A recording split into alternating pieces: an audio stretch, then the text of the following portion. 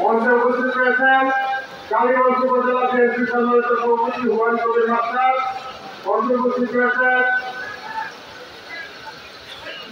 মনোরমান senior যুদ্ধ আহ্বায়ক জেলা কৃষক আশরাফ মেলা চৌধুরী সদস্য সচিব গাজীপুর জেলা সদস্য।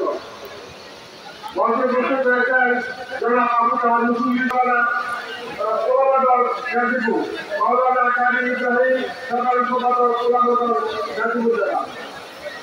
মঞ্চে উপস্থিত রয়েছেন জান্নাতুল ফারদৌসী সভাপতি গাজীপুর জেলা মহিলা দল, সুলতানা শারমিন সম্পাদক মহিলা দল,